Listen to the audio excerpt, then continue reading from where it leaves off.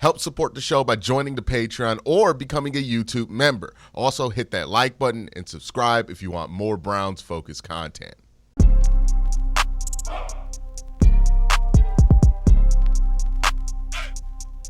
Hey, what's up, everybody? Welcome to QnA, the show where I take your questions and answer them here in video format. Coming to you live, well, not live because I'm not live right now, but from the Senior Bowl in Mobile, Alabama. Taking your questions. First question from Dr. Maggie says, if Kirk or Sam Darnold is unavailable, how do you rate these scenarios?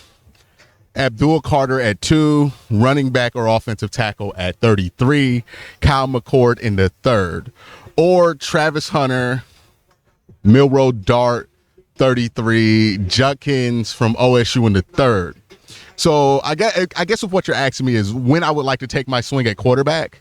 If I'm the Browns, I'd prefer to take that swing later than earlier, right? So if you're talking about late day 2, preferably day 3, I think that's a fine choice. But if we're talking about at 33, unless one of the top 2 falls to 33, I don't think I can really endorse that. So I wouldn't do the Milroe Dart at 33.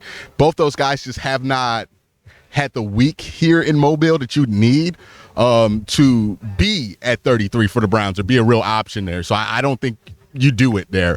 Jalen Milroe has the small hands. Jackson Dart doesn't have small hands, but he has small hand problems. He's fumbled the ball the most of all the quarterbacks here at Mobile. So, yeah, I'm not really excited about either of those guys at 33.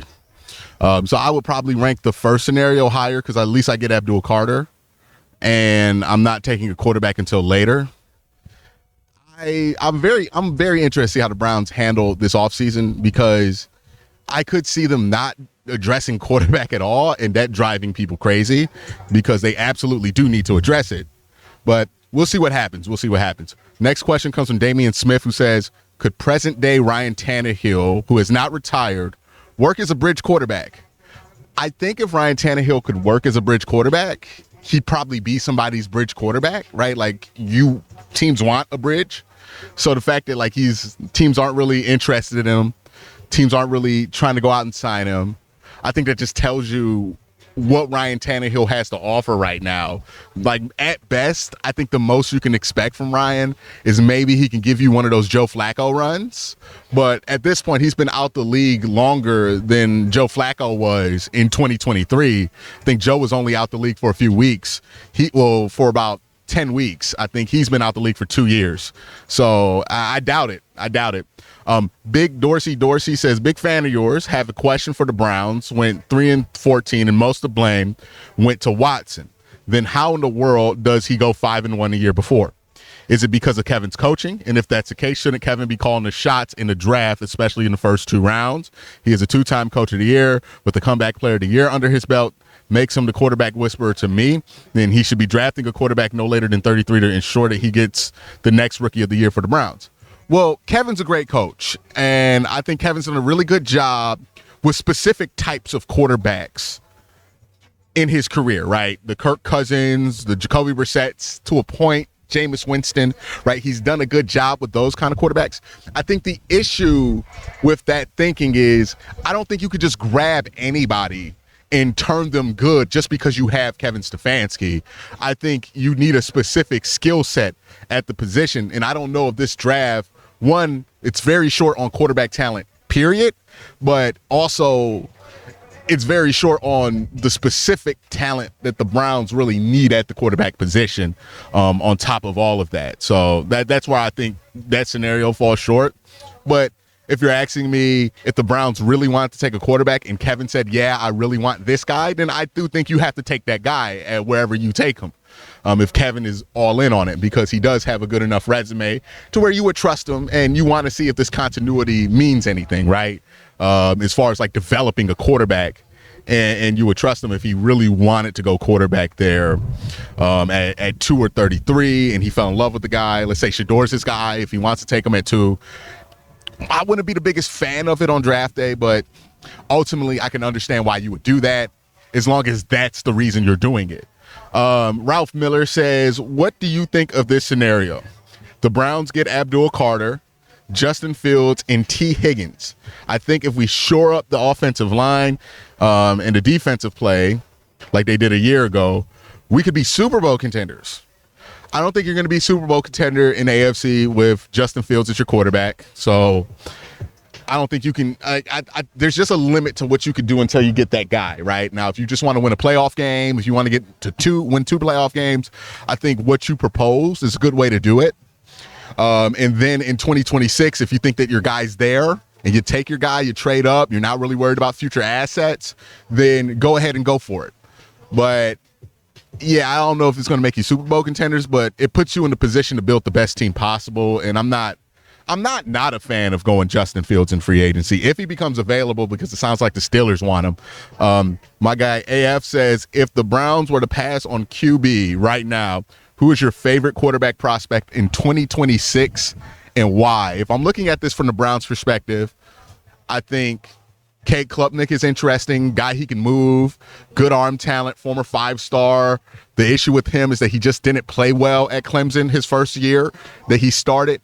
But had a really good year last year. And if he has a really good year next year, he'll be a top pick. So Cade Klubnik, Drew Aller, all the tools, the size, the athletic ability that you want at the quarterback position, kind of reminds you of that skill set that like a Ben Roethlisberger back when he was young brings to the table. He's going to get Josh Allen comps. I don't fall for the Josh. He's not a good runner like Josh was, but he's a fine athlete at his size.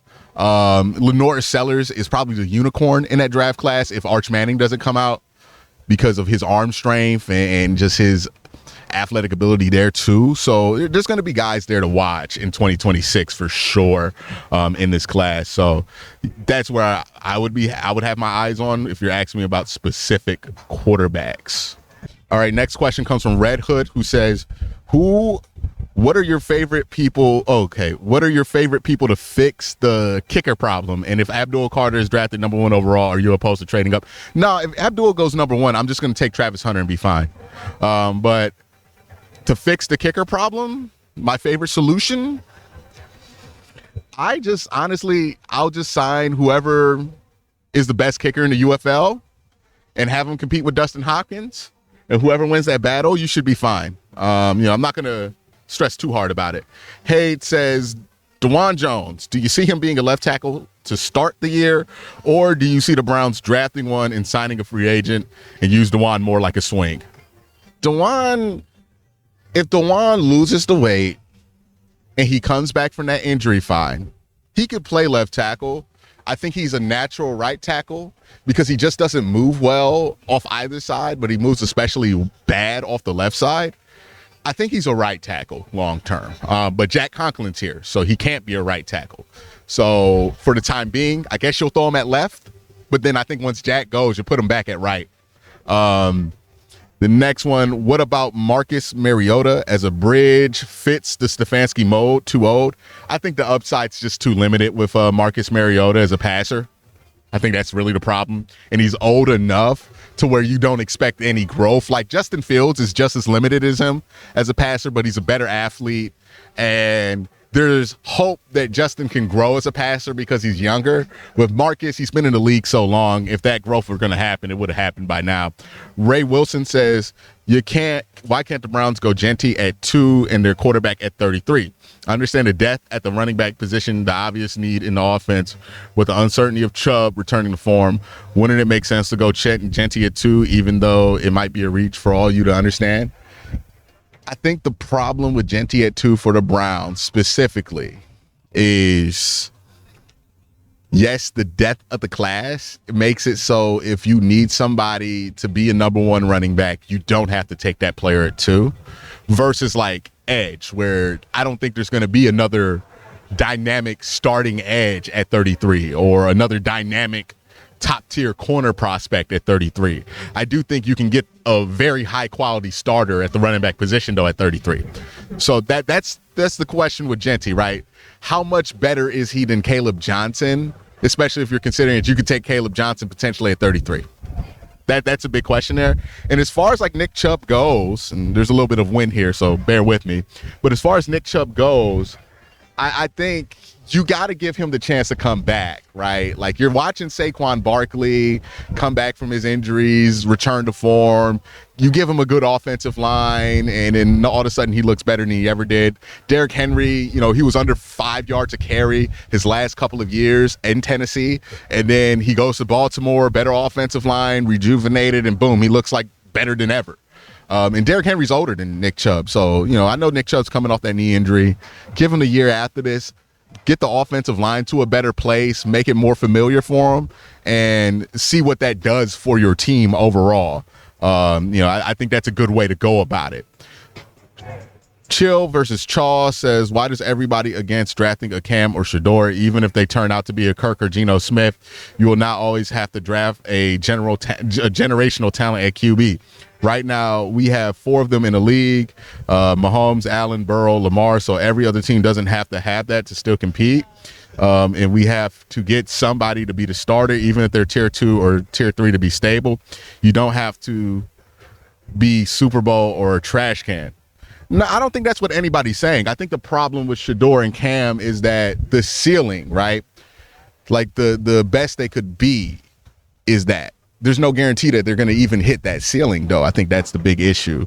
So I get what you're saying. You just want to get to a better place at quarterback, but think about it like this. Let's say you do draft Shador, and Shador turns out to be about as good as Tua, and you sign Shador to an extension, and now it's 10 years later. You've won 2 playoff games in the AFC, and you really haven't reached your goals. You're going to be really frustrated about that choice in the long run. You might want it now because it's better than going back to Watson or, you know, Kirk Cousins or whatever options are there in the short term. But if you draft the quarterback at 2, you really got to think about it long term. That's the most important thing for that position, because you got to have somebody that, you know, they don't got to be better than Mahomes, Allen, and Burrow, but you do got to feel like they give you a shot. Like you don't have to hide them in order to beat those guys, right? And if you don't have that, then you're pretty much wasting your time in the AFC. But that's just my thoughts on it. Let me know what you guys think in the comment section down below. Y'all have a great day. Have an even better night. Peace.